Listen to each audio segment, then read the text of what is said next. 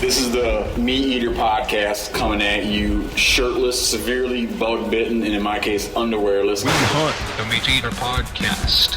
You can't predict anything. Brought to you by First Light. When I'm hunting, I need gear that won't quit. First Light builds no compromise gear that keeps me in the field longer. No shortcuts, just gear that works. Check it out at firstlight.com. That's FIRSTLITE.com.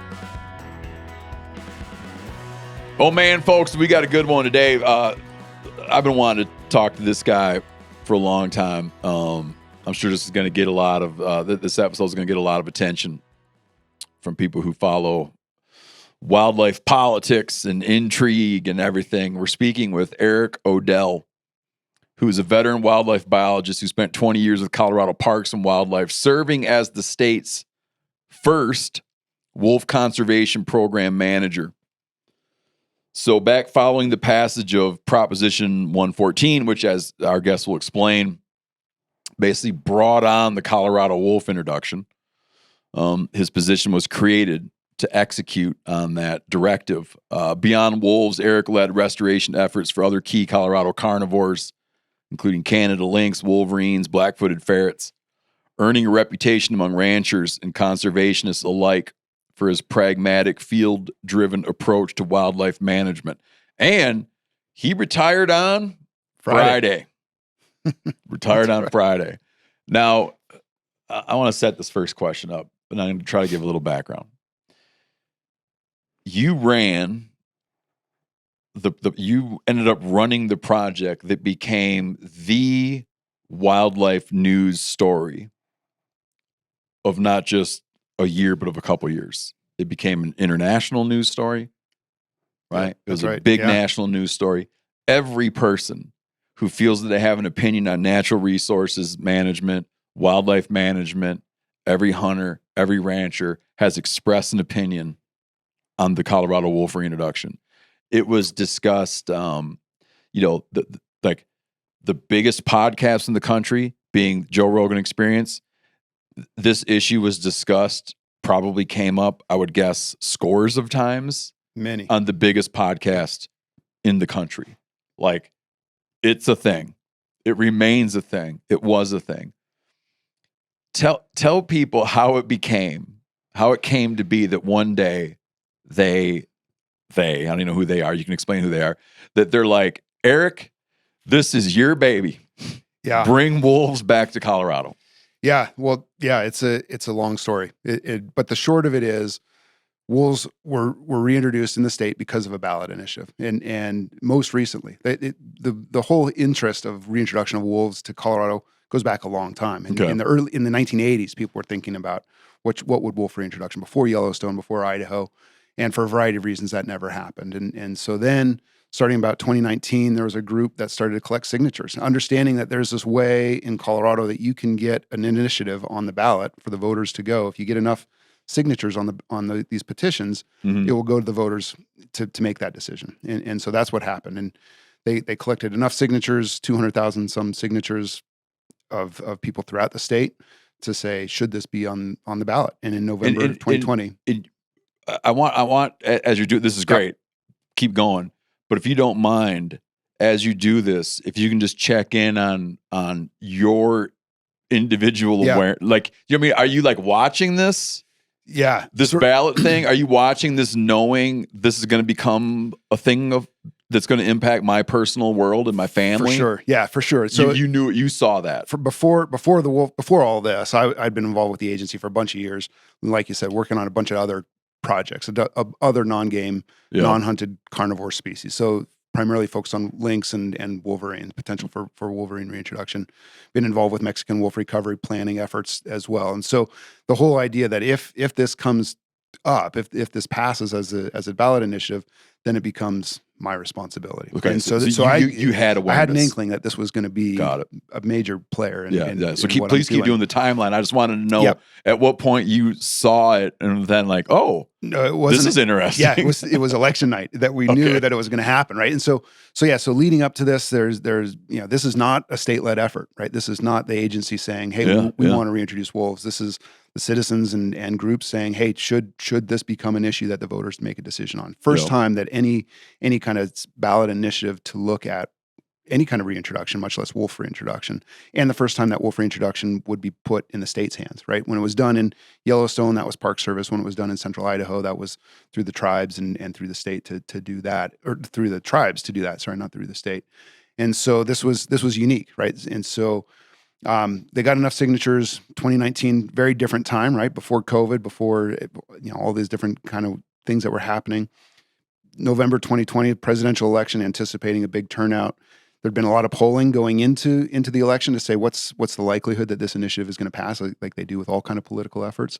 And initially it was expected this was going to pass overwhelmingly, 60%, 70%. Oh, that's how it was polling. Yeah, it was polling way positive. See, I knew at the time, I'd kind of forgot. Yeah. So it was expected to have a wider margin for sure. And so and as the state, we were limited in terms of what we could or couldn't say, but just by statute, as we can't take a position on a ballot initiative as a state agency.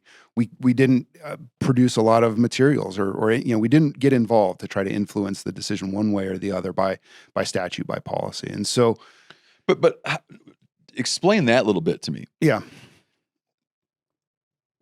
Who was supposed to sort of opine on, right? Who would provide the background? Who was doing the role of saying, here's what that would look like? Yeah, just politicians and private individuals. Private entities. You guys had as a state, and I get it. I'm not questioning it, but I get it. Like, it was stay out of this. That's right, and it not by that choice. That's the department's directive. That's statute. That's so we can't get. You cannot say as a department we think blank. Right. That's right. And so, then I've seen people break that. Yeah, maybe so. Maybe so. Not in this case, but in other cases, I've seen people break it. Yeah, and it may be specific to Colorado. I'm not familiar with the other states and how it works there. But yeah, so we were limited in terms of what we could say, what we could do, and how we could say this is wolves could or couldn't. These will be the conflicts. These will be the challenges. These will be the opportunities. We didn't have that opportunity to say those kinds of things, and so so we watched, essentially sitting on the sidelines, watching how. Those that were supportive of Proposition 114, those that were opposed to Proposition 114. We saw lots of television ads. We saw lots of billboards on the highways and vote no, vote yes, all of that kind of stuff that you would expect leading into an election. And election night comes up, and the group of us that within the agency are texting back and forth. It looks like it's as results are starting to roll in. And sure enough, the story is well told. It passed just barely, 51 to 49%. And it doesn't matter, right? It doesn't matter if it's 51 to 49 or 80-20. It still passes. Sure. It becomes state law. I forgive you if you don't want to answer this. Yeah. Like, I get it. The first one's an easy question. It's two questions. The first one is, it's a presidential election too. Yep. Was more of your mind space on the wolf question than the president question?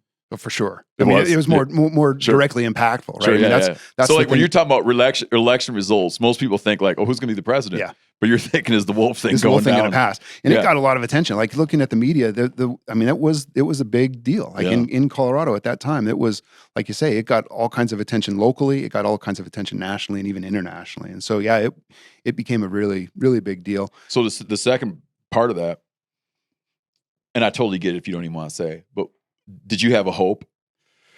I don't really want to say how I voted on it or what my thoughts were on it. I think that I respect that. Yeah, I think that it's a unique way to make a decision. What I'll say is that it's a very unique way to make a political decision on a unique way to pose that question to the voters. Hey, should this be something for the state agency that's full of professional wildlife biologists? Yeah. So the next morning, you guys wake up and Proposition 114 passes, right? And so then it's like, wow, well now what do we do? We'd given some thought to it. Like we had some plans within the agency, kind of sketched out plans as to what if, right? And we had scenarios about if this passes, if this doesn't pass. It's the other unique thing about this is that at this point in time, wolves are federally listed in Colorado. So they're not even in what that means is that they're listed under the Endangered Species Act. Mhm. And so when a species, regardless of whether it's wolves or grouse or whatever species it is, when a species is listed under the Endangered Species Act federally, Fish and Wildlife Service has management authority for that. So our federal partners have that. Yeah. And here it is that we're now being tasked with this reintroduction of a species that native to the state historically, and we don't have the direct management authority. So we've got to work with Fish and Wildlife Service on this process too. And so, so we have all of these different scenarios laid out as to what could happen if this does pass, if this doesn't pass. And sure enough, it did. And then we began the process to think about, well, how do we execute what the statute now says, right? Yeah, there's a little bit of confusion on that. Yeah. I'm sure you know it by heart. Can you say what the statute said? Because the statute wasn't Colorado needs to immediately release wolves into Colorado. It was something different and more confusing. It was, yeah. So it said a lot, but fundamentally what it said is that we needed to reintroduce wolves west of the Continental Divide, right? The Continental Divide is that north-south line in the state, Pacific and Atlantic watersheds. Had to release wolves west of the Continental Divide. We had to develop a plan. We had to do that. How would we do that? We had to develop a method for compensating landowners that were experiencing conflict. We had to develop some recovery goals, state recovery goals. So not only federally listed species, but also also a state listed species. We didn't develop any kind of federal recovery goals. That's for the Fish and Wildlife Service to do. Our role was to develop the state recovery goals. And then we had to do what it says is take the steps necessary to begin reintroductions by December 31st, 2023. Got it. Right? So November, I forget, 4th or 5th, 2020 till December 31st, 2023, a little bit over 3 years to do all of that. Develop a plan and develop all the compensation programs, all of those different kinds of things. So it was very prescriptive. It was very prescriptive. Yeah. I mean, it was prescriptive in the sense that it said, this is what you have to do. It didn't say, this is how you're going to do it, right? That became our role, our responsibility as the state. And so it wasn't something that they said, you will reintroduce this many wolves, these locations, those kinds of things. That became the process that we then developed, our staff, myself primarily, leading the development of what we call our wolf restoration and conservation and restoration plan, or some wolf restoration management plan is what it's called. And so that's what we've put together. And there's a long process to do that, right? We began pretty much immediately after the ballot initiative passed. We can talk more about that process, but it involved the public, involved tribes, involved stakeholder groups, involved technical groups, really to try to put together what's the best way to do this. You know, this is a task. This is what you have to do. You have to reintroduce wolves, and you have to address these points. But how are you going to do that? And so lots and lots of meetings, lots of discussions about these are the kinds of things that need to be incorporated into what's going to be a good management plan, knowing that we're not going to get it right exactly the first time. There's going to be, this is the plan for 2020 to 2023 and beyond. And at some point, we're going to have to revise this plan as things go on. And so help me understand what prevented you guys from being smart asses and saying, okay, we'll put 2 out. Yeah. Because part of the statute said that we have to develop a self-sustaining wolf population, right? Okay, so there is an aspect to it. Spelled out. Yeah, okay, I got right. you. So I didn't elaborate on that, but yeah, we couldn't do that. We couldn't just say, okay, here's one wolf. We've reintroduced wolves. Or 2 wolves. We've reintroduced wolves. So it was defined enough that everyone knew what it meant. That's right. Yeah, it was a serious effort, and it was state law. It is state law. It remains state law, and so that's what drives what we do as an agency is the state laws. We have to abide by that, and so we took that very seriously. But took that responsibility. And then at what point did they create? Because you what was your job? On the election night, what was your job title? Yeah, it was Species Conservation Program Manager, right? Okay. So more general, working on all these other species that we've talked about, lynx, wolverine, otters. And on what day did they come and go, forget all that, you're the wolf guy? Oh, it kind of became, so for a while I was doing both. I was trying to do all the Species Conservation Program stuff and the wolf stuff, and it became pretty clear pretty quickly that you couldn't do both. It was 2 separate jobs, both really high demand jobs. And so then I moved into the wolf job. That was a new job that was created, a new position that was created. And I moved into that. And then we've since backfilled that position to do all the other species. Seems to me that if you'd have gone out and done a call for applications to come run Colorado's wolf reintroduction, you would have had a boatload of applicants. We might have. Yeah, we might have. Well, I mean, were you dying to get it? Like, did you want it? I look forward to the challenge. I thought it was, you work in wildlife conservation. I've been there for 20 years, 24 years. Wow, 20 years, I guess, at that point. And here's this opportunity to do something pretty historic, pretty, kind of setting a legacy for the work that this agency is going to do. And I was excited to take it on. And did you know that you were going to become like, I don't want to draw too much of a parallel, but you were going to become like this Fauci-like character that all of a sudden everybody was going to have an opinion about? Yeah, I tried to avoid that. Right? Yeah. I tried to make it not about me. I tried to make it about the program and the agency. Apparently. Yeah. I mean, I wanted this to be, the success of the program and the success of the agency. So you decided you wanted to keep low profile. Yeah, I mean, I wanted to do the job, and I wanted to do it well, and I think that it isn't just me that did the job either. Like I've gotten a lot of attention for it. My name has been associated with it a lot, and I take a lot of pride in that. I did that well, and you have gotten threats and stuff too, though. Oh, there was times where it was very tense. Like we would have meetings at our commission meetings. We had discussions about if things go south, this is what you do, and that kind of stuff. Nothing ever personal. But was it? Oh, nothing personal. No. Well, do you feel? I don't want to dwell on this too long, but I just want to kind of understand for you personally. Do you feel that the public understanding was there that like you're a guy, you have a job, this is coming from the voters, and you're there to execute on the job, not that you were the one that was like, hey, I got an idea. Yeah. Like that was understood. Yeah, absolutely. Okay. Like I made anytime I had the opportunity to talk about this in front of a producer group or even the wolf advocates or our commission or just to the general public, we made the effort to say we're doing this, we're going to do a good job at this, and we're doing it because Proposition 114 passed. We're doing it in accordance with the law. This is what we have to do, right? Yeah. I mean, and so. We did not, and I think in some ways that helped us. If we go into these small West Slope communities and say, "Hey, we're the agency, we want to reintroduce wolves," that's not a totally winning conversation, right? If we say, "Hey, state law says that we have to do this," and in fact, this was a major point that the chair of our commission at the point was saying is that even though the vote was carried largely by the Front Range counties, right? The population centers for Colorado. Fort Collins down to Colorado Springs, Pueblo, the vast majority. And remember that the initiative said that we'll reintroduce wolves west of the Continental Divide, very much the rural part of Colorado. Her statement was, we want to do this with the West Slope and not to the West Slope. And that rang really, really true, right? We really wanted to incorporate their opinions and we have to look for positive outcomes. We can't just say, it's a terrible idea, we're not going to do it. It's a good idea, and we have to do it. They would have found someone that would. Right, exactly. And so working with the West Slope, trying to understand what their concerns were, understand how we can address what they want to see in wolf restoration. What kind of, considering again federally listed species, how do we manage this federally listed species that has certain prohibitions, and how do you work on that? And we found really good tools to do that kind of stuff. And so. Yeah, it was a long process, and having that, back to your question, like being able to say this isn't an agency initiative. This is an agency. We're driven to do this by state law, by the voters. That was very helpful for us to be able to do that.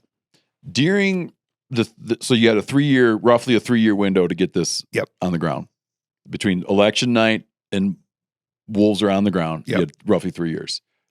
I felt in watching this play out, it was very interesting to me that during that 3 years, like something totally unprecedented happened.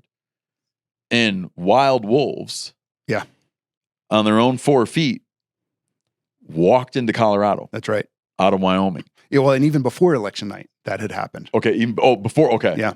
And I totally get that the piece of legislation that passed did not contemplate that. That occurrence didn't negate it. It wasn't written in that like all this doesn't matter if a wolf walks in on its own 4 feet. Right. But it complicated stuff. Yeah. Yeah. Can you speak to that? Yeah. I mean, so two different things happened. Two different scenarios happened. One was in extreme northwest Colorado, Moffett County, truly right on the border of Colorado, Utah, Wyoming, right in that little tri-state area. We found a carcass. Our field staff found a carcass of an elk that had been killed by wolves. Wolf tracks were there. Wolf scat was there. We collected that wolf scat, ran some genetics on it, and discovered that it was not just a wolf, but it was several different wolves that were related, right? So meaning that there had been some reproduction. There had been a wolf den someplace. Nobody ever And found how far it. into Colorado is this? Miles, not far at all. So it's okay. it's very likely that this pack of wolves, and it was a pack because there was flirting with the border. Right, it was flirting with those three borders, somewhere Utah, Wyoming, Colorado. Yeah. And never saw those wolves again. We get reports from them from time to time. We would see individuals, and then those wolves in Wyoming, wolves are not federally listed, right? They're under state management, and especially in that predator zone, they can be shot at any time, and that's what happened ultimately to those wolves there. Oh, okay. And so that's one scenario, the Moffat County scenario. In North Park, we had a black female wolf. We get these reports from time to time, and a very clear photo of a lot of the times those come back as like a German Shepherd or a Malamute or something, right? Somebody mistakes it. Yeah. Clearly not a wolf. This clearly was a wolf. Black canid. You see a collar on her. Talked to my colleague in Wyoming. Got the radio frequency for her and started to monitor her from the air, and we were flying for her. Just a lone female. A lone female, right? And so this was, when was this? I think spring of 2019 is when this happened. That fall, and so as we're leading up into a lot of the ballot initiative stuff in 2021, towards the end of 2020, we saw a gray male or another gray animal with her.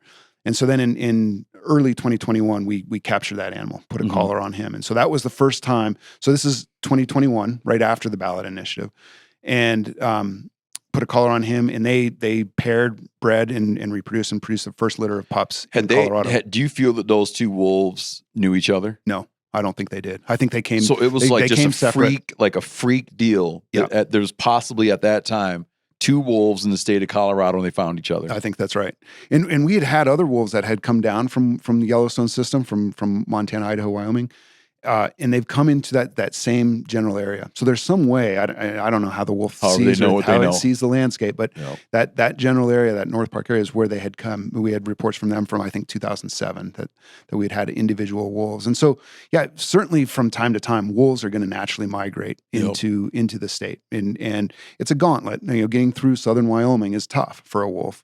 But it happens, right? And they've done that. And so those wolves that reproduced in North Park, we called them the North Park Pack. That was the first time that we had a documented reproduction of wolves in 80 plus years. Yeah. And then the same kind of thing happened. They go up into Wyoming and they can get shot there at any time. And so there's still a few members of that pack that remain, but for the most part, that pack didn't persist long term. It fizzled. Yeah. Understood. Yeah. And again, it had no bearing on what you needed to do, right? It wasn't enough, right? Yeah. So a few individuals from time to time is exciting from a wolf restoration perspective, but it's not. It doesn't meet the letter of the law in terms of what the ballot in the statute says. When you guys had to, I know that there became this big issue about, well, how, let's say a fellow wants some wolves, how do you go get them? Yeah. The legislation didn't contemplate this. No. Can you explain, just like the whole basics of the questions, like, okay, we need some. Yeah. And they're not here. Where do you get them from? Like how do you get them? How do you ask? Like, who do you approach? What are the conversations like? Yeah. So, well, there's a much longer story to the development of the plan and how we came up with what we needed to do to get wolf restoration to happen.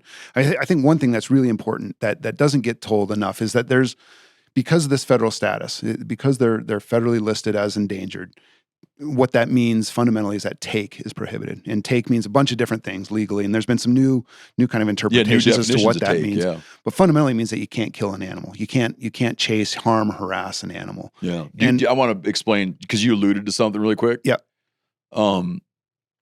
We've covered this on the news show. It's like, I can't remember what year, some years back, the language of the Endangered Species Act around take was interpreted to mean, let's say there's an endangered swallow and it only nests on a cliff. So you'd be like, well, you can't take a swallow, but they define that to be, well, you can't destroy the cliff. Right. Because that's tantamount to taking a swallow.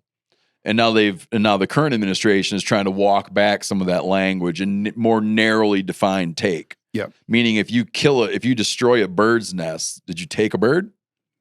Right. Right. It's like a philosophical question as much as anything. Yeah. So, because the take has habitat implications, Yeah. right? And so for wolves, that's not really all that. That doesn't really mean that much for wolves because wolves are habitat generalists. They'll live wherever. But what we learned in all of these conversations that we had with other states that are managing wolves, we had many meetings with current state managers, state wildlife managers that are dealing with wolves.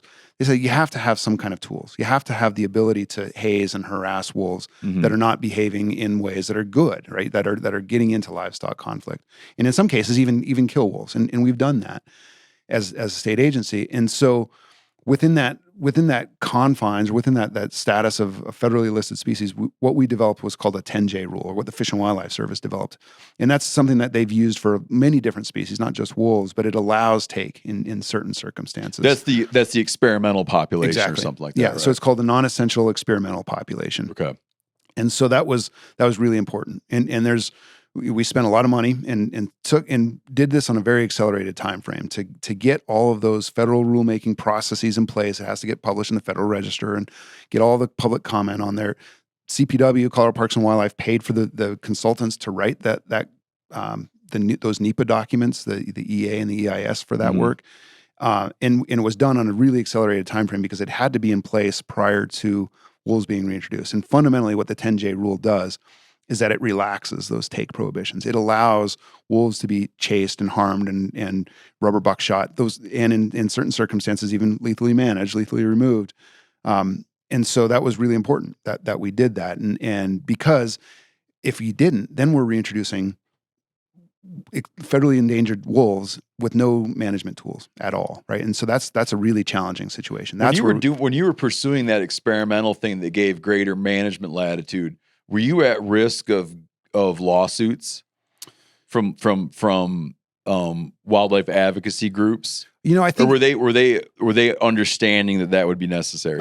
For the most, it's hard to generalize, right? There's a whole as much as there's a whole spectrum of hunters and there's a whole spectrum of ranchers. There's a whole spectrum of wolf advocate type groups too.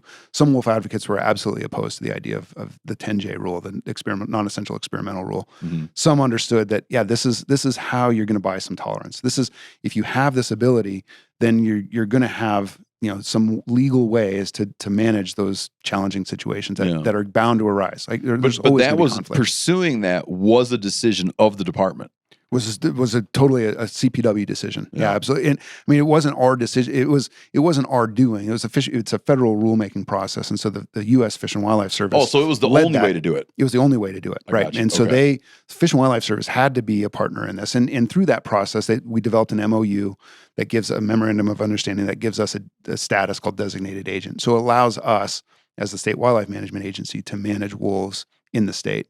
And so what that 10J rule does is it defines that geographic barrier. It says from north to south, east to west within Colorado, any wolf that's there, whether we reintroduced it or a wolf that comes in from the north, will be considered part of that non-essential experimental population. Oh, and so really? that allows Okay. that management flexibility for all wolves in the Yeah. state. It's, there's So no you way. didn't need to find out who came from where. No, exactly. As long as it's within the state borders, Understood. we can treat it as a member of that population, that So non-essential population. if those wolves that came in from Wyoming, Yep. like doing this, all of a sudden their status would change. Right. Well, even without 10J, as soon as they cross that state line in Wyoming, it's a state managed species. It's a I don't know exactly what their status Yeah, I is, mean but their it's status within Colorado changed. right. And Yeah. then they come into Colorado, they're federally endangered, but within Colorado now they're considered part of that non-essential experimental population. Yeah. And so that was good, right? And so that's as well. That was one of those things that we really needed to have in place to get some of that buy-in from the states. So back to your question, like how do you ask for I got wolves? another one. All right. Just Keep 'em coming. following in the timeline. Yeah. During this 3-year period when you're working on this, this has to be true. Are there political figures or groups exploring some way to undo this, Oh, for sure. to challenge this, to sabotage this? Did any of that ever come close? Well, Yeah, I don't know that it ever came close, but there were several lawsuits filed. There was a federal lawsuit filed the day that we're driving out of the driveway to go to Oregon, which is where we sourced our wolves from the first time, that said that we hadn't done the NEPA process to do that 10J rule properly. Okay. And so, they were trying to shut it down. The litigants in that side were trying to shut down wolf reintroduction because they on a procedural note. And we're leaving. We're going up to catch wolves to do this work, and our agency leadership said, "Just keep going. We'll let you know we'll give you a call if you need to turn around." And no, we didn't. I mean, that all got dismissed through the courts and all that. So there were a lot of efforts. So there's never a delay. No, there never was a delay. No. Okay, so now on to my earlier question. Yeah. Like, how do you find one? Yeah. So what our plan said is that we were going to reintroduce 10 to 15 wolves a year for 3 to 5 years. We passed that plan in May of 2023 and presented it to our commission. This is kind of an interesting piece of it too, is that when we started this process, we told the commission, this is how, as staff, we think we should develop this plan. And we'll develop a stakeholder group. We'll develop a technical group.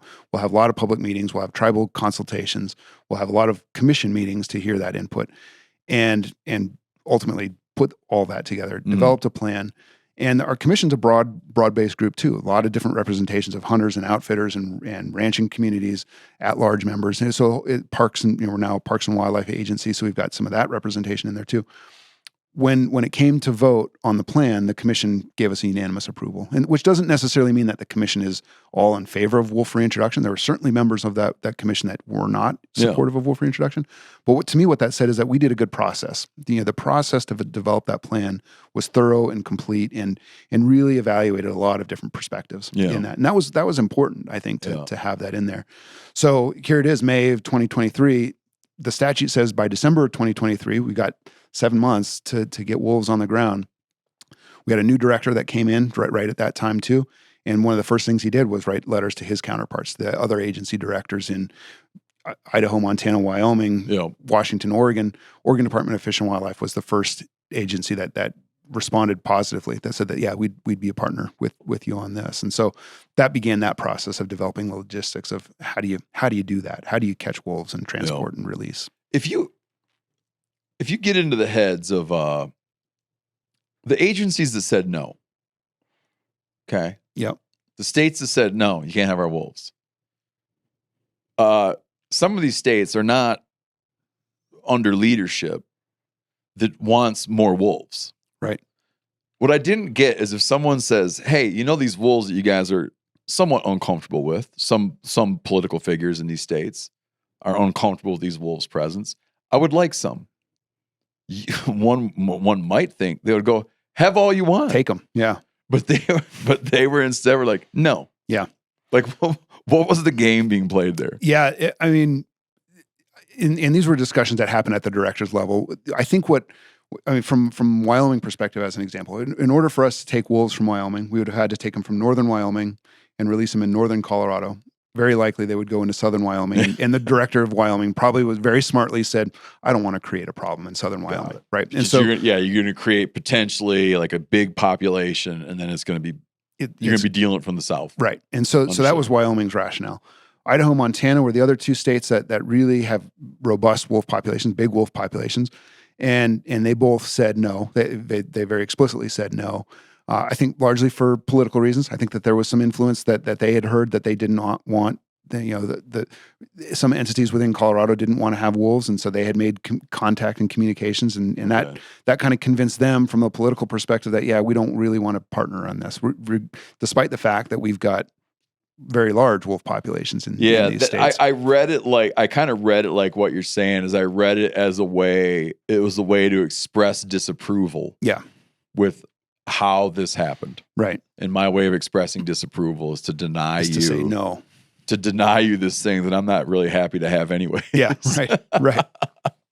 Yeah. And so Oregon and Washington, and the other piece of it too is that we had to get wolves from federally delisted areas, right? And because it's not that interesting of a story, but the fact of the matter is that they had, in order to take wolves from a listed area where they're federally listed, you have to do more NEPA work, more of that EIS and in environmental impact statement and environmental assessments to look at what the impacts of those populations are going to be. And so that took a lot of those areas out of consideration. So wolves are federally delisted Idaho, Montana, Wyoming, and throughout those states, and in the eastern portions of of Washington and Oregon. And so it was really those 5 states that initially we had those conversations with, and Oregon, like I say, said yes, you can come and at that time they said you can take 10 wolves.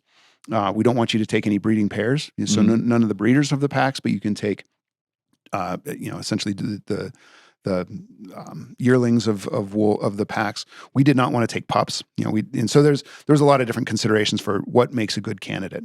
What kind of wolves do we want to take down to Colorado? What of this story that?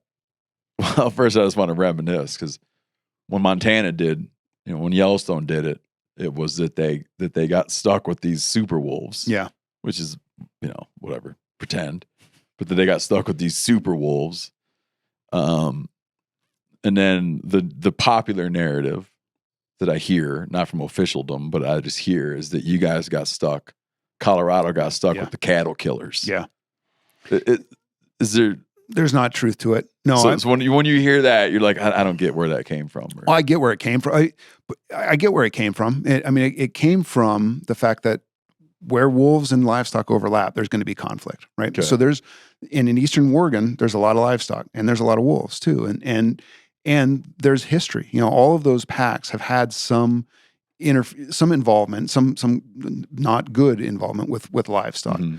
And so that was part of our criteria, is that, not only do we want yearlings, we didn't want the super young, we didn't want the super old wolves. We want somebody that's going to contribute to this population and not be naive to know how to hunt.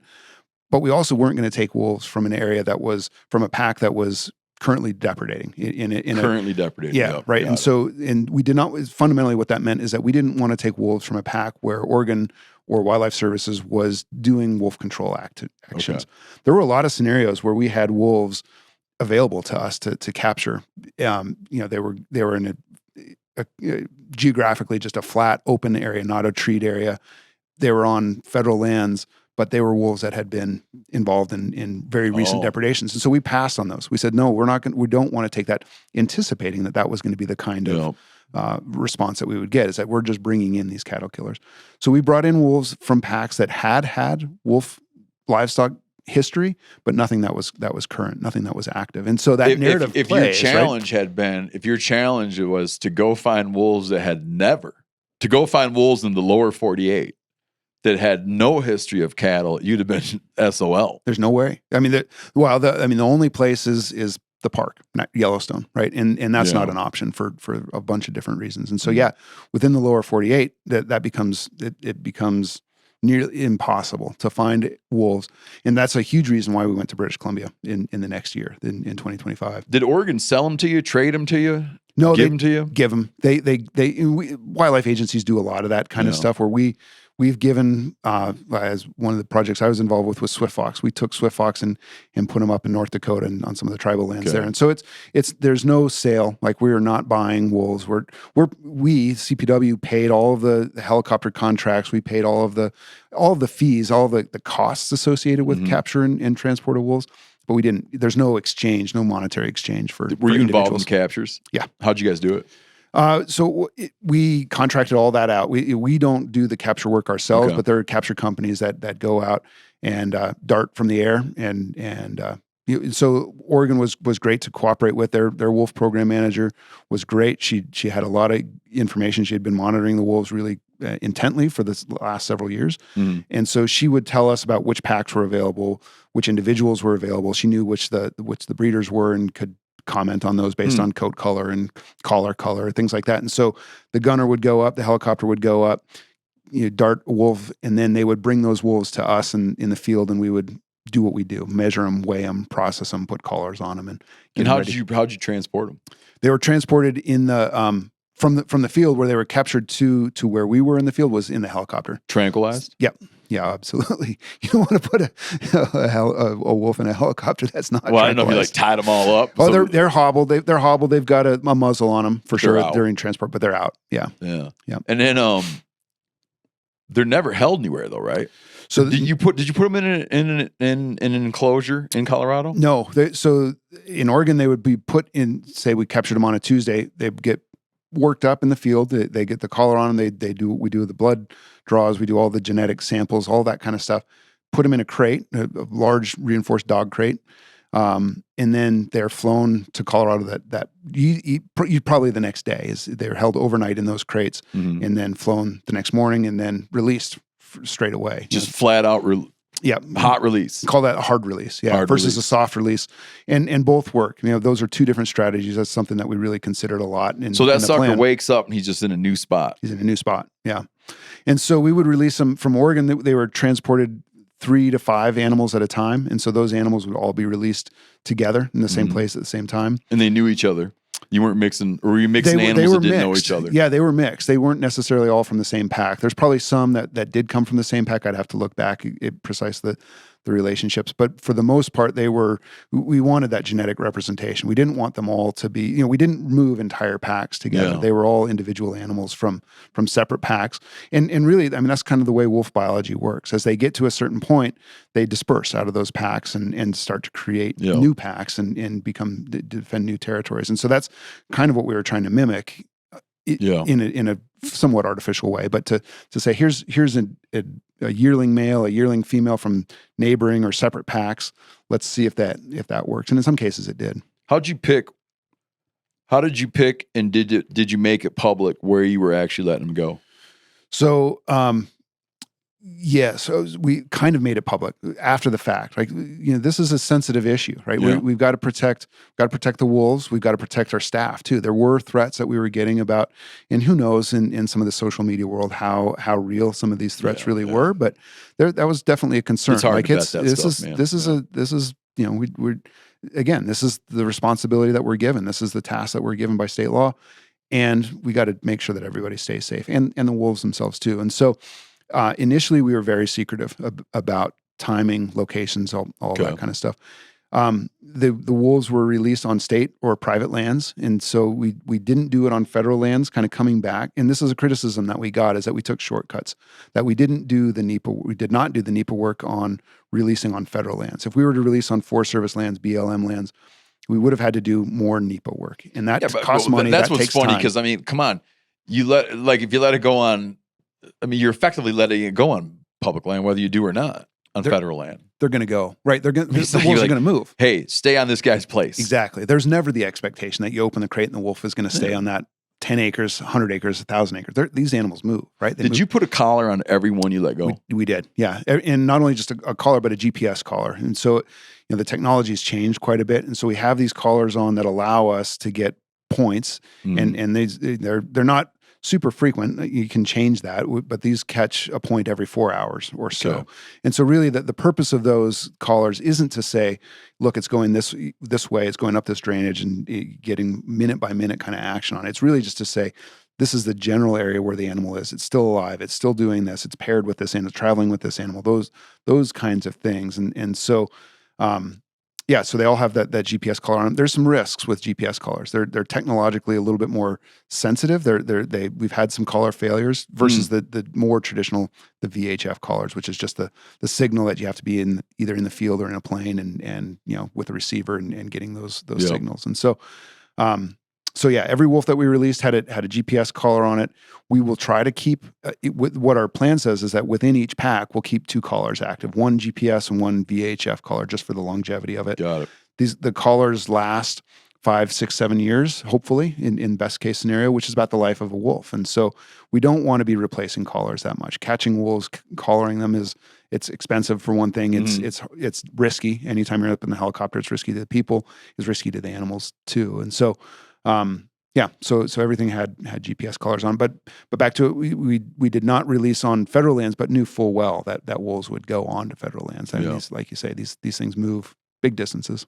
Tell me the numbers. So how many wolves you did and when? Yeah. So in year one, in December of 2023, we did 10 animals from Oregon, and then 14 months later, January of 2025, we reintroduced 15 animals from British Columbia. Okay. And then we had plans to do a third year of releases in January of 2026. We would have gone back to British Columbia. And British Columbia was great to work with. The staff there was awesome. We had great cooperation, great facilities to use there. It worked well for their programs. They were in a predator reduction mode for some of their caribou recovery efforts, and so it gave them a positive spin to do some of their wolf work. Based on that criticism that we heard from the animals that we'd reintroduced from Oregon, there's no overlap with livestock. There are no livestock in central northern British Columbia where we were getting these animals from. And so it was, we were addressing that concern that we had heard after year one that, you're bringing in cattle killers, and we brought wolves from British Columbia down, and sure enough, they've been involved in some depredation just because that's just what predators do. Right? Yeah. When the 10 hit the ground, the first 10, what were some of the most immediate, what were some of the first things you saw, in terms of distances before they settled? I mean, did they wake up and split? Yeah. So by the time they were released, they were out of the effect of drugs, right? So they're in the crates. You open the crate, and sometimes they'll take a few minutes, a minute or two to get the gumption to leave the crate. Sometimes they would go right away. And so, and they all, in that first wave of 5, I think we did 5, and then we did 2, and then we did 3 or something like. I don't remember exactly the numbers on how exactly that worked, but some animals moved big distances right away, and some animals stuck super close within 5-10 miles of the release sites too. And so they were all in exploratory mode, right? And some of them I think were probably a little confused. I think they all probably were, at least in some way or another, confused about what they had just experienced. And you're just flown from Oregon, driven in a truck, and then the crates are open and they're in a different place. One of the things that we really wanted to kind of mimic is taking wolves from some place that is ecologically pretty similar to Colorado. And so that worked pretty well. They're in an elk dominated environment. We've got obviously huge ungulate populations in Western Colorado, so that was good. And they, some animals moved quite a bit, and some stuck pretty close. In that first year, we did have one pair, and they developed a litter of pups. They produced a litter of pups and started to defend a territory as well. So that was the first. That was in the spring of 2024. Okay. At that. What was and I know you're only getting a ping on them every 4 hours. Yeah. How long? Do you have a guess when they cut loose in Colorado? How many hours or days went by before one of them had a successful hunt? Yeah, great question. So we get pings every 4 hours. We don't get a ping. We don't get the result of that ping we get one download a day, essentially. So we get to understand how that works. That's a great question. I don't know how long it was. I don't think it was, wolves don't eat every day, right? Mm-hmm. They don't need to have a kill every day. Probably within the first week I don't remember. We were really sensitive to not wanting to go in. When we would see a cluster of points, we didn't want to go in on that because we didn't want to scare them off of that and create conflict, push them off of that kill of a deer or an elk or something like that. I imagine like there's a temptation to go running over there to see what they've been doing every time you get like that he's been in the same place for 12 hours. That's right. You're dying to go see what's up, but you would just stay back. We would stay back, and then we would go in afterwards, right? When they've moved on, then you can go in, and we've got some great research that's happening right now, looking at that, kind of looking at what wolf diet looks like, and so that's how we'll do that, and go in and look for scat, and then you can run some genetics on the scat. How many months went by before you had one kill a cow? Well, we had a cow. We actually had depredation from the North Park pack before we did reintroduction. We had depredation in there. There was probably from the wolves that were released in Oregon. I'd have to look back. I don't know for sure, but months, month or months. Yeah. Yeah. What's your take now that you've looked at this so carefully? We were talking about this the other day on the news show, research around this question, but like, what's your take on the degree to which wolves are just opportunistic and remain opportunistic versus they hunt elk, they hunt moose, those animals behave in a certain way, you might get a kick to the head, right? They're fast or whatever. Yeah. And then you discover cattle. And in the wolf's mind, I don't know if this is true or not, in the wolf's mind, he's like, man, I just prefer to deal with cattle. Like, do you see that switch? No, you don't. In fact, I mean, there were in one of the first dens that we had in that North Park den, there were yearlings right in the field, right below the home site, right below where animals were, and you would see wolves walk right through the cattle. They would not touch the cattle at all, and so I think that it's not as though they're just bloodthirsty killers and will kill whatever. So I think in those animals we know that those animals were killing native ungulates too. And so, I don't think that they get that opportunistic feel. And I think that a cow is probably much easier to kill for a wolf. Yeah. But what I meant more, I didn't do a good job asking the question. What I meant more is, do you see that a pack or a pair, whatever, will kill a cow? And then do you see that they all of a sudden go like, that's what they focus on? Or will they kill a cow and not get hazed off it, just kill a cow and leave on their own, and then go back to elk and deer and never visit another cow again? Or does it seem like once they do it, they're headed down a path toward trouble? Good question. I don't think we have the resolution of data on that yet. No. I think that there are scenarios where they will find that situation, that they will find a situation that's easy eating, right? And they will stick with that. And I think that there's other times that they will get involved with livestock depredations, and then they'll be gone and they won't come back to livestock, meaning that they're going off and eating something else. I know that both those scenarios have happened. Whether they're more inclined to do one or the other, I can't say definitively, that's the way it works, or that's not the way it works. I think that it's probably a mix.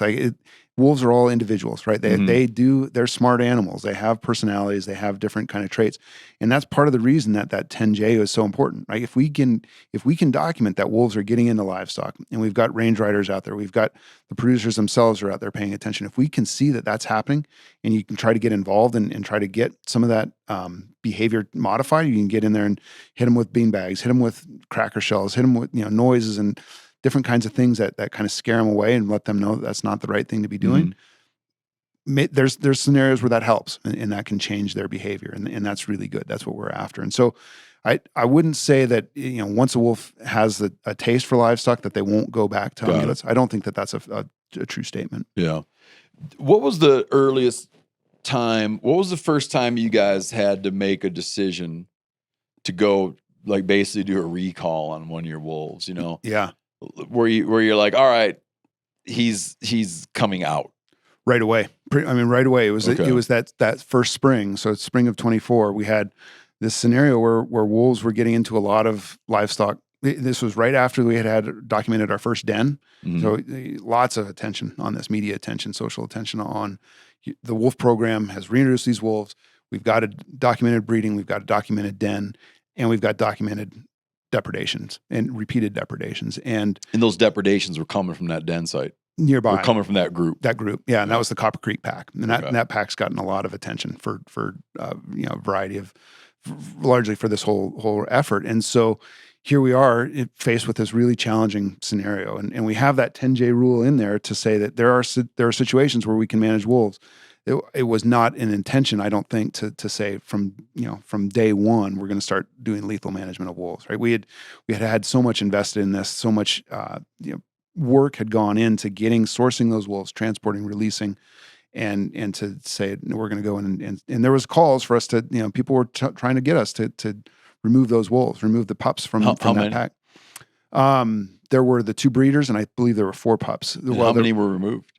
We didn't kill any of them.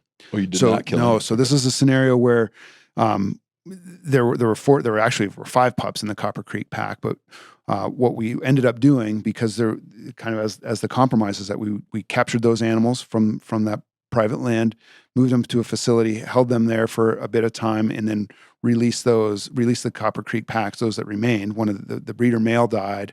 We were only able to capture 4 of the 5 pups. We didn't realize that there was a 5th pup at the time. So the breeding female and 4 pups ultimately were at that facility, and then they were re-released in January of 25 into Colorado. Into Colorado. Yeah. Well, that had to get a lot of heat. It sure did. Yeah, it did. And part of it was some behavior modification work, and they were re-released in a different spot. And so it definitely got some criticisms for doing that. So what happened then? Did they give up their cattle killing ways when you let them go to second time? So the female then paired again with one of the British Columbia males, and they had another den. This different part of Western Colorado, and there have been some depredation issues with that pack. Okay. Still. What was the first lethal removal you had to do? The first lethal removal was actually, I think, part of that. I can't remember right off the top. I should know this. It was shortly. It was either in that pack, one of the yearlings that was part of that, or in another part of the state too. So what's the decision-making process, or what are the sort of inputs on that one will catch? Yeah. And we'll try to dissuade it from wanting to be around people and let it go. That one we're going to remove. We're going to lethally remove. To go back, that capturing animals, transport, to re-release them in another place, that we really don't want to do that. That whole effort that we did with Copper Creek that first spring, that was terrible. So that was a learning experience. It was a huge learning experience. Okay. Like it was a lot of work. It was a lot of, there's so many different challenges that went into that effort. Okay. It wasn't good for anybody. Like it was a really challenging kind of thing. So that's not standard protocol for us to do that. And so for us to consider lethal management, we have a definition for what makes up, we call it chronic depredation. If there's 3 or more depredations by a pack or an individual in 30 days, so 3 confirmed depredations in 30 days, and there's different level, one is preponderance of evidence, so more likely than not, and one is clear and convincing. Like there's no room for doubt. A wolf killed that sheep, lamb, cow, cattle, calf, or whatever. So three events in 30 days, and there's been some use of non-lethal, some kind of deterrence. The producer has done some of that. Yep. There's the likelihood that depredations are going to continue into the future, and also that there's no attractants, right? So that the producers have removed dead and other carcasses in the field too. And so there's a little checklist. There's a checklist, and that's formalized in our regulations and how we go about that. And it's a process, and it's a conversation that involves the local area staff, that our local game wardens, our district wildlife managers, our area managers, our conflict team, even all the way up to our director. It's ultimately the director's call as to when and how that happens. And if you have to do a lethal removal, are you contracting that out, or were you guys doing it on your own? We do it on our own. Yeah, we do it on our own. So from the air, or? No, from the ground. Those are all done from the ground. So that there is a way that if the agency doesn't have the resources to do it, we haven't run into that situation. Every lethal management situation that we've had, you never had to bring it. You never had APHIS do it. Correct. Right. It's always been our own staff to do that. Got it. Yeah. How many to date have lethal removals have there been? I think 3. We just did another one. I'm not full on the details of it. I think just this last week too. Okay. So I think 4. I think. And when you guys do a lethal removal, I'm guessing you just get blown up by certain interests. Oh, for sure. I mean, you can't make everybody happy with any kind of wolf management decision. Somebody is going to not agree with the decision that was made. Mm-hmm. And that's a challenge. I guess it's just one of those things that, it's recognizing that, dude, knowing that's the way it is. It's a can't win situation, man. Yeah, it's hard. Yeah. It's hard, but what I say is that it's important for us to be responsive, right? And I think that we're demonstrating that. Like you mean to not brush off criticism? Yeah, right. I mean, you have to own it, right? This is something that we did. This is something that we said what we're going to do, right? That's part of the plan. That's part of why we have the 10J in there. We're in this situation right now where we've only had 2 years of reintroduction. We had anticipated a 3rd year, and the wolf population will grow pretty quick. And as it grows, then we can be much more flexible in our management. And removing an individual is, there are some that would disagree with that's ever appropriate, but it becomes easier to do that. And in the long-term picture, the big picture of what we're trying to do is establish a self-sustaining population.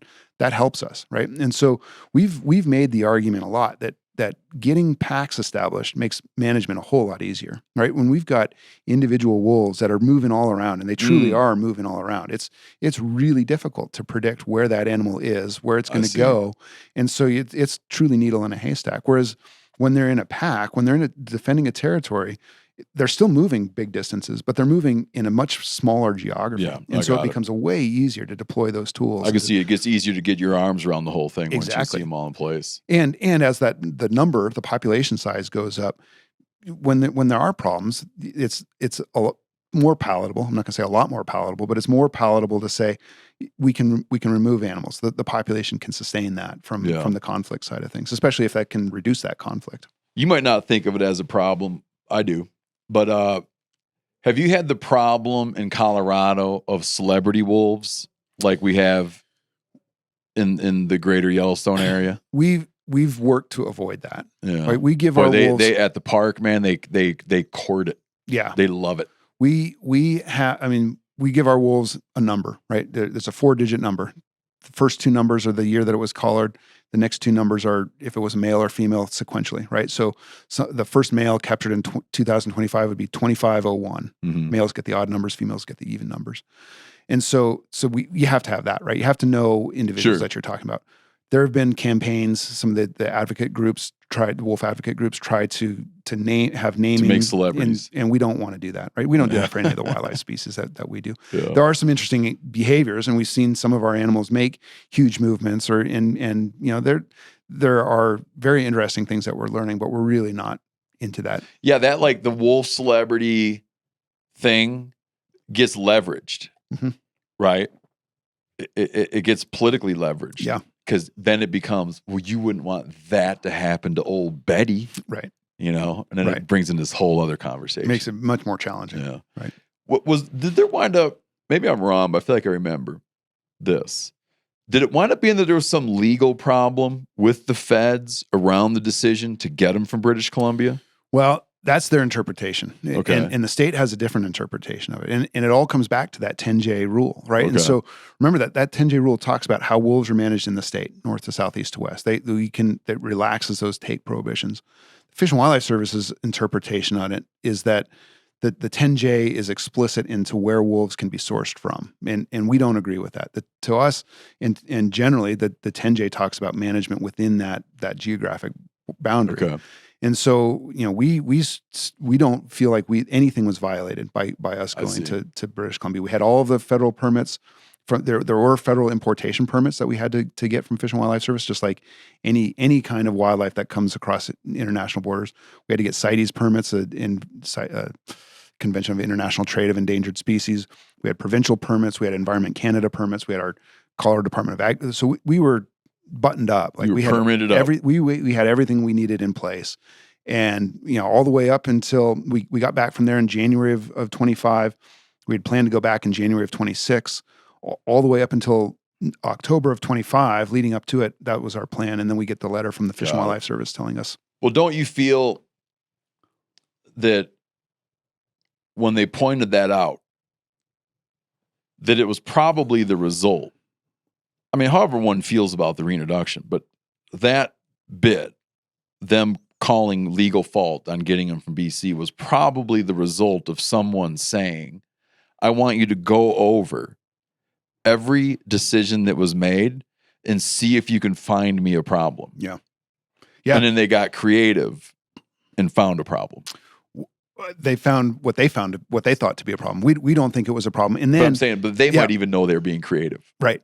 No, I think that's true. That happens all the time, man. Yeah. You're like, dude, there's got to be a problem. Find me a problem. And to follow up and on some that, lawyer's like, I got it. Well, and to follow up on that, then after we got that cease and desist letter, then we had a wolf. We have agreements with other states, Arizona, New Mexico. If a wolf goes into Arizona, New Mexico, or Utah, those wolves can be recaptured and brought back into Colorado. And that's really a long story, but that's fundamentally to protect Mexican wolf recovery, all the investment that's happened there. And so that happened. We had one wolf that went down in New Mexico. New Mexico captured it, transferred it to us. We re-released that animal in Colorado. I don't want to get into names. I have some dear friends that are very invested in the Mexican wolf project. And I understand this desire that there's so much time and energy put into recovering the Mexican gray wolf in New Mexico and Arizona, right? Yep. And Mexico. Yeah, and that bringing wolves from BC or bringing wolves from Oregon and putting them into Colorado, and then they're going to go in and then by some definition corrupt these lineages Right. down there. Earlier I used the word like something seeming academic. One could look and say, well, historically, wolves were present on the landscape. Yeah. From way into Mexico to the Arctic. That's true. Right. And there wasn't a line anywhere. It was all just bleeding in, right? There was, I mean, there was lines here and there because of desert ecosystems. But I'm saying like any of these populations, I can't tell you this empirically, but I'm just assuming any of these populations is being infiltrated by individual animals coming from the north or south at any given time. Right? They're not they're not like fenced. There's not walls divide. It's not like there's a wall that says, okay, this wolf group is here, and then over the wall is the next wolf group, and they don't breed. They don't interbreed. So what's your take on that? Like what's up with wanting there to be a line now where there probably wasn't a line historically? Is it just because of the politics? No, it's not. It's scientific. There's evidence. I mean, so wolf taxonomy is super interesting to those that are interested in that kind of stuff. There have been lots of different subspecies of wolves defined over time, up to 25. Now there's 5 different subspecies recognized.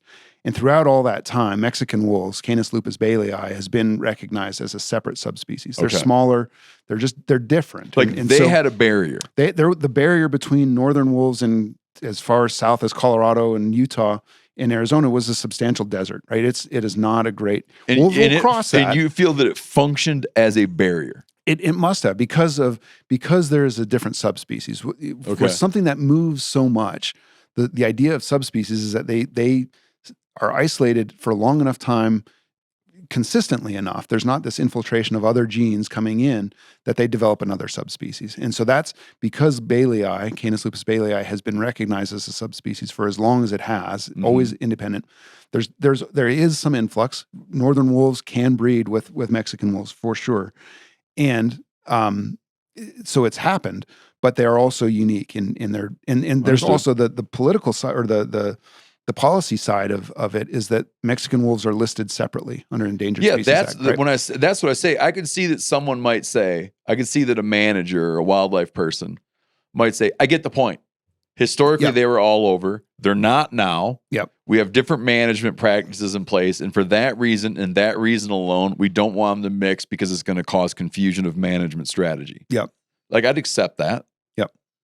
But it does seem to me it's like if what wolf advocates are striving for is restoration of the wolf, I feel like that would mean that they're striving for a situation where there's just like wolfness. Continuity. Yeah. Wolfness running up and down the continent, and they just move all over hell. And that in time, that might be the scenario. I'm not the geneticist to ask this question, but there may be a point in time when having northern wolf genetics integrate with Mexican wolves maybe makes it'll sense. Be a time when that's appropriate. But that's a real what they're doing is so intensive with Mexican wolf recovery. They're taking pups that are born in captivity and putting them in wild-born litters, which all requires incredible timing and incredible coordination with that.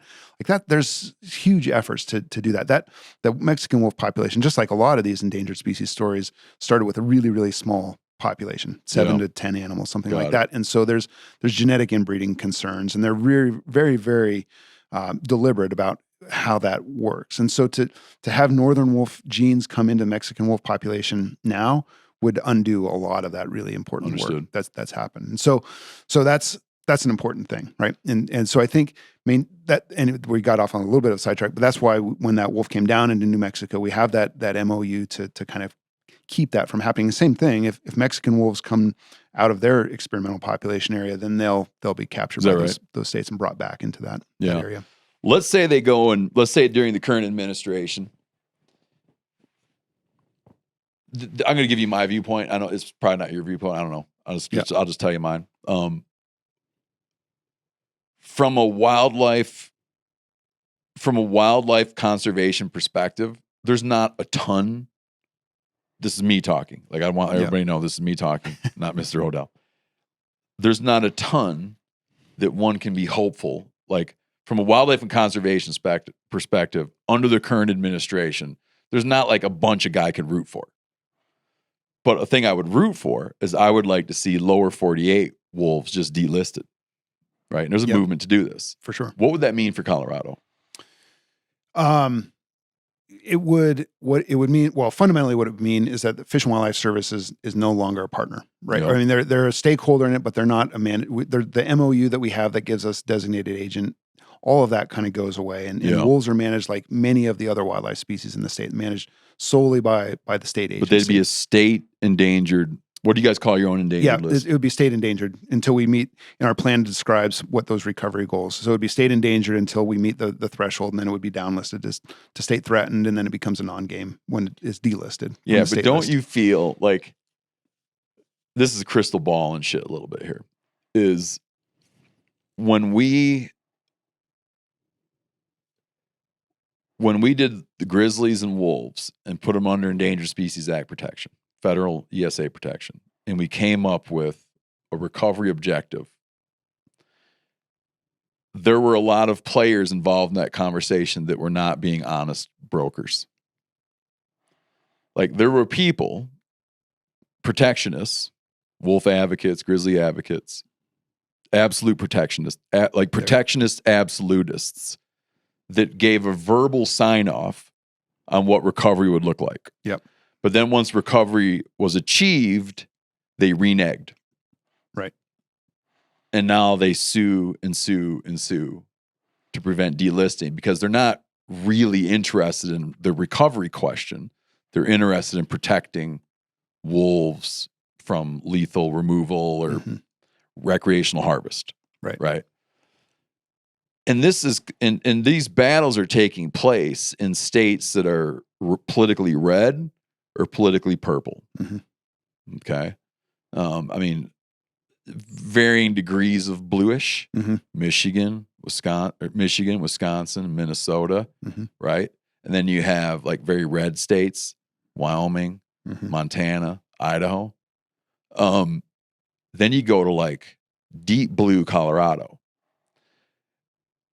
It just seems to me that whatever was agreed to about recovery in Colorado is a lie. And that there are factions in Colorado that will never accept delisting or non-game status. They will never accept it. Well, yeah. So a couple of things about that. One, there's never been federal recovery goals for Colorado, right? And so the recovery goals are for other parts of the country. And so there are not specific federal recovery goals for Colorado. There's some in the state. But no, I'm talking about in the event that the feds, I'm saying like if feds delist. Let's play this out. That like say it's if on if. The feds move and they delist lower 48. Yep. Okay. Remains state listed at this point. But it's state listed. What I'm saying is, or never mind all that. Let me just say, let me ask what I'm saying more bluntly. Can you picture in Colorado a situation where they are ever where there is ever a world where they are issuing like wolf hunting tags, like are issued in Idaho and Wyoming and in Montana, like were issued in Michigan and Wisconsin and Minnesota? Like that ain't happening. I mean, that's my crystal ball. There's a couple things to that. One is that the statute that the ballot initiative, the statute that passed, defines them as state endangered species. And so right now, and there's some uncertainty as to how much influence that has truly on the state status of them. We have another process. Oh, because so the ballot language didn't spell out how they would become not state endangered. No, they're definitionally state endangered. Right. I got you. And so our plan, or the plan that we wrote, has criteria. If we meet 50 animals for 4 years, it gets downlisted to state threatened. If we get to 150 animals for 2 years or 200 animals, they become delisted and just have the non-game status. Then if a future commission ever made the decision to change that status from non-game to game, that's That's a decision down the road. And who's to say whether I'll that's say- likely or not? I'll say it'll never happen. Maybe. I don't know. It's not going to happen right now. And I mean, very clearly right now is not the Every time that's Texan going would to have happen. to move to Colorado before that Yeah. happened, man. Not just a trickle, but all the Texans would have to go there. Yeah, it's not. I mean, we're several years away. Like we just don't know what it's like to live. We know what it's like to live with 32 wolves, right? That's what we've got right now in the state on our annual report that comes out each spring. 32 wolves was our count last year. What's it look like for 300 wolves? 320 wolves? What do you think's the maximum? It's a social question. What do you think is maximum? Well, let's look at it. Let's take the social out of it. Okay, let's look at acres, and deer and elk. If you had to guess, no one's going to hold you to this. No, thousands of wolves. Like the landscape could support thousands. We have a huge amount of public lands, wilderness areas. We have huge native ungulate populations. So biologically, we could have thousands of wolves, but not thousands for a long time. No, I mean that's what I'm saying is that it's socially. No, I'm leaving social out of it. Yeah, let's explore non-social for a minute. Yeah, like you have a ton of elk. Maybe thousands is probably over. Yeah, well, you have a ton of elk, maybe. Yeah, because you don't have many wolves. Right. I mean, what do you think is gonna? So just leaving the social acceptance element out of it, and just looking at let's say Colorado could host 1,000 or 1,000 or more wolves. In your mind, does that mean, with your expertise, does that mean that its elk herd stabilizes at 50% of current? Its elk herd stabilizes at 80% of current? Like, what is it? I don't know. I don't know what that, but you gotta what have that looks like. I mean, it's wolves eat, right? And any predator eats. And so there's going to be there's going to be some impact to ungulate populations. But it's in the Yellowstone wolves get credit or get blamed for all the effect on the northern range. And there's so many different things that are happening at that point that it's hard to say, it's impossible really to say that's cause and effect. Because of the wolves, the elk populations went down. There's so many other things that were happening at that point in time. The more wolves you have, the more prey they're going to consume. That's a fact, right? What it looks like in time, I really don't know. It would just be a guess to say what that looks like. Whose job, or is it nobody, like in Colorado, is it nobody's job to model out what it might look like for the deer and elk herd if there are 200 wolves, 500 wolves, 1,000 wolves? Like, no one's curious about this?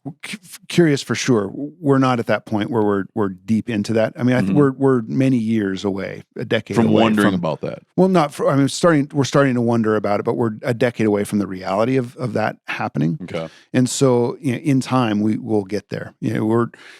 And I say I'm not with the agency anymore, but it's I think that's where the agency will start to look and say how do we manage for native ungulate populations? How do we manage for predator populations as well? Let's bring in social. Yeah, the social side of things. So I think that's part of the reason that it's an interesting question, but I don't think it really matters fundamentally because socially, I don't think that we can hold that number. Yeah, no, of wolves. It's the non-social thing was a fantastical experiment, right? Yeah. Like I get it. With social pressures, I mean, and I know you can't put numbers to it, but like you got 36 now, right? 32, yeah. 32 now. Considering that humans are here too, and people are feeding the country and agricultural interests, right? Right. Not to discredit them, but they no, not at all. They have needs and they provide a service to people with producing food and all that. Like, so when you add that in, are you more comfortable with spitballing a number as a retired guy? I mean, half of that, maybe 500 to 1,000 animals, somewhere in there. I think is a reasonable population to so kind of have if someone as a target. said to you, if someone from the future, from 20 years in the future, came to you and said, Mr. Odell, there are 500 wolves, and we've been at that for quite some time. Colorado supports about 500 wolves. You would think to yourself, wow, that's more than I thought. Or you'd think, I thought it'd be more. No, I think that's probably, you know, we never set an objective in the plan because we just didn't know. Like we just don't know what it looks like. I think that's a reasonable number to have in Colorado. I mean, it's crowded. There's a lot of people in Colorado. There's a lot of people that recreate all year round there. It's not the same as Idaho, Montana, Wyoming, where here in Montana that it's just much more rural. There's a lower population density, and so there are more people in Colorado, but you fly over it, you see the landscape. There's a lot of good wolf habitat, and so I don't totally buy the argument that people say that Colorado is too crowded for wolves. I think that we certainly have the capacity to have a self-sustaining, a fairly large, I think, self-sustaining wolf population in the state. What number that looks like, it's too soon to tell. Especially when you incorporate that social metric into it. But I think it's probably in that 500 to maybe to 1,000. I don't know, something like that. Yeah. When you review the whole thing in your mind, what do you wish would have gone differently? You know, I think one of the things that we learned is the communications and how to outreach, how to share information is really, really critical. Okay. And that's one of the things. All different kinds of information. How, especially from day one, how we share information about how we're doing the releases, where that happens. And so, you know, we took a very precautionary approach that first year, and I don't regret that at all. I think that was very wise of us to do. When you say precautionary, meaning undersharing or oversharing? Undersharing. We were very, you know, likewise. You're quiet. We were quiet. We didn't say where we were going to release animals, and we didn't say when. We only talked to people after the fact. I think that we learned from that was not acceptable, and we needed to be a bit more, still protecting, but of really sensitive details, but a little bit more open with that kind of stuff. And you feel like that maybe that maybe cost you cost you publicly. I think so. Yeah, I think so. With voters. I think so. Stakeholders. Yeah. I think so. And then the communications about depredations. We've changed a lot of that. We've gotten a whole lot better at that. Was there a tendency within the department to underrepresent depredations? No, never. I mean, we have a website on our a page on our CPW website that is very explicit. As soon as we get so you were frank about that information. Absolutely. If it happened, you were just like, here's the facts. Yep, got it. I think one of the things that we could do better is the media communications. Like you look at the media, and the local media really emphasizes the negative, right? Local statewide media that in Colorado, when something happens about wolves or the personnel, it gets talked about a lot in the sense of, well, here's another chink in the armor of the wolf program. Here's another example of how the wolf program is failing, and it is not failing. The wolf program is doing well, and even with my leaving of the program, I think that we've got a really good, strong staff that's there. I think that we've got really good biologists, researchers, field staff that are able to address a lot of those concerns. But the media would have you believe otherwise, right? Mm-hmm. And so if we could be more proactive in that and tell the good stories and have the media tell those stories, and we've tried that. We've tried to reach out to some of the media and say, hey, look, I get it that this is what sells a lot of your ads, but there's other sides to that too. And some have taken that opportunity and done well and told some of those good stories, but still we struggle with that. Because the people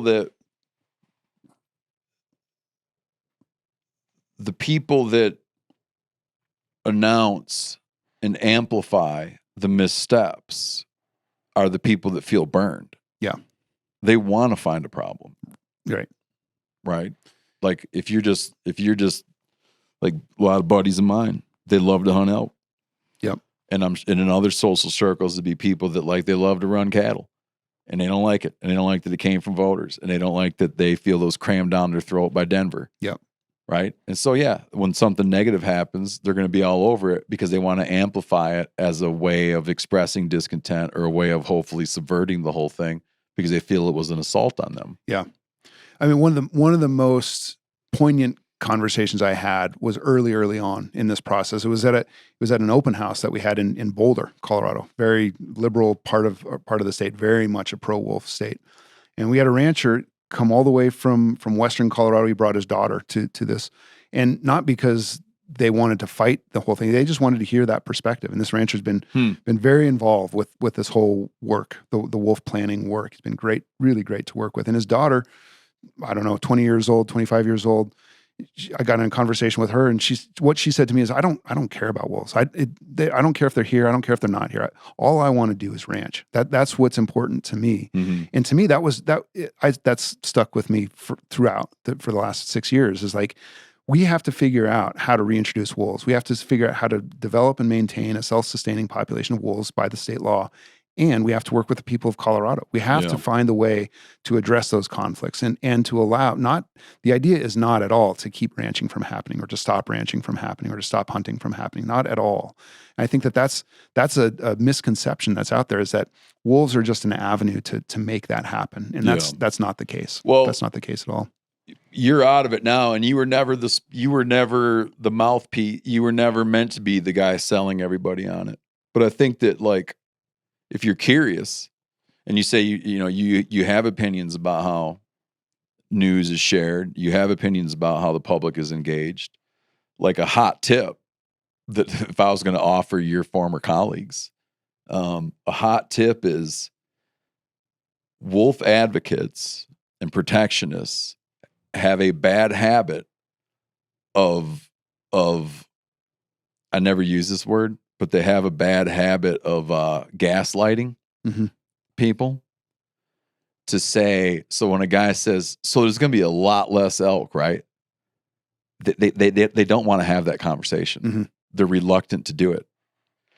I think that if they would come and say, you're right, man. You're right. It ain't going to be like it is. Yeah. They can't bring themselves to do it. The same way they can't bring themselves to acknowledge to a rancher, this shit's going to come kill your cows. Right. They can't bring themselves to do it. They act like he's a dumb redneck. Yep. The hunter doesn't understand the science, right? And they cannot just say, buddy, I know. It sucks for you.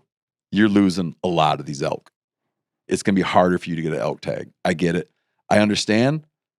I don't really care, but I understand. You're right. I'm doing what I'm going to do anyways. But the fact that they cannot bring themselves to just say the truth bugs the shit out of people. Yeah. No, and we tried to be straightforward with, I remember at the very beginning conversations that we had with the commission, I said, wherever wolves and livestock share the landscape, there's going to be conflict. But it's not as though they're doing all these great things for the environment and there's no challenge to life. That's going to be a challenge. That's proven to be true. But the advocates, and I'm not saying you're one of them, but the advocates and the absolutist protectionists, that's the narrative they spin, and it infuriates people. And in some ways, I think that a better strategy or more harmonious strategy, or a strategy that would lead to a more harmonious disagreement, would be a higher level of acknowledgement about certain realities. And again, just tell them you don't care. Yeah. But don't tell them they're wrong. Right. Yeah. I mean, it's infuriating. I can imagine being, I'm not a rancher, being in a rancher's shoes and having a wolf advocate say, you're not right. Yeah. There's nothing more infuriating than you're that. right. I don't care. Yeah. He would sleep better at night, or an elk hunter is going to sleep better at night if you go, you're right. I don't care. Yeah. You see it this way. I see it this way. Telling him that he's wrong. Yeah. So, that's a hot tip.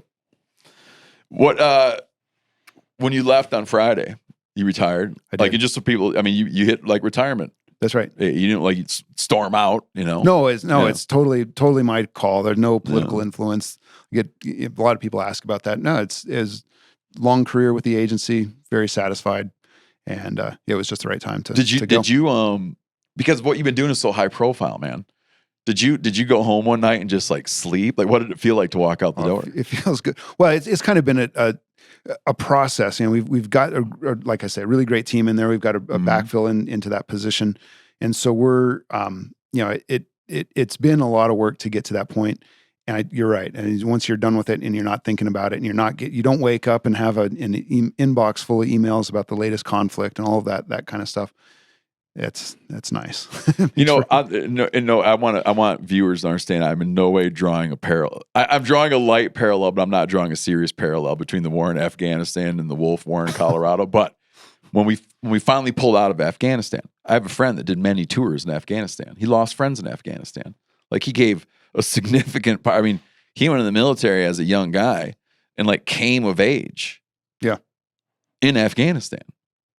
And we finally pulled out of Afghanistan and I texted him. I'm like, what are you feeling right now? He said that we should have left a long time ago. Yeah. Right. If which is not what I expect to hear from him. But if all of a sudden there's like some, I know it can't happen, or I know it won't, but if all of a sudden there's some referendum, you know, and it comes to a vote and they're like, scratch the whole thing, and they send some helicopters out and yeah, all the wolves are gone. What would like? Oh, that would be. I wouldn't want that. I wouldn't want to see that. I've got. Would you be like, geez, wasted all that time? Exactly. I mean, there's so much has been invested in. I mean, like I say, the conflict is there. Conflict is going to happen, but we can also there's a lot of stories about wolves not getting into conflict. Like what you hear about are those scenarios where it's not gone great.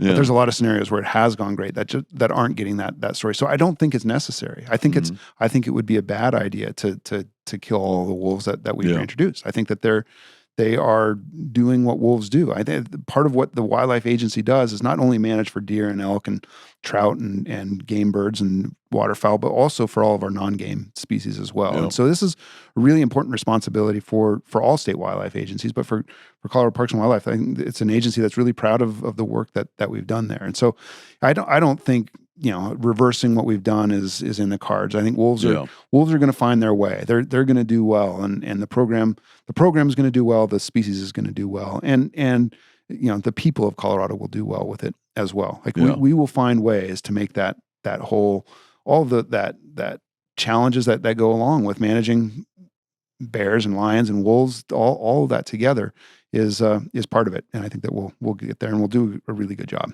The agency will. I went out of my way, not out of my way, but I was careful to articulate a perspective held by a lot of hunters that I know. But in all fairness, the perspective I was giving isn't the full perspective. And there's the thing I've always observed with people, with my, like, you know, my sort of community, right, of outdoorsmen and hunters, is no matter how anybody feels about wolf politics, I never meet anyone who isn't really happy to see a wolf. That's right.